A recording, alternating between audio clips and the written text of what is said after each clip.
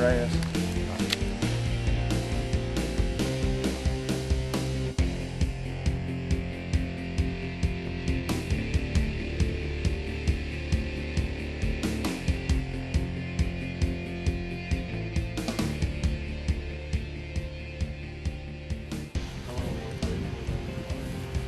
Should be on Martin for Christmas. Drop it to the leg and get your finger behind the seal on that brass.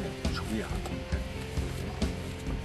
Get you a good hold up here, what you got to hold on to. You're pushing that brass up, right? Yeah. But when you get that slide up in there, when you get it just right. All right, clip his brass off. You got it. Yeah. And remember, you can cut leg and all. It don't matter. Ain't that a lot better than twisting them off and taking an hour to get the feathers off of them? Tearing the breast. You tear the breast, tear your fingers, the fingers are bleeding and everything else. They all the same? Is this a bigger one? That's the good one. Right up in under there when you get it started. There you go. So you feel it slip up in there? Yeah, that was the second time. See how easy it slid up in there? Yeah. Sure is.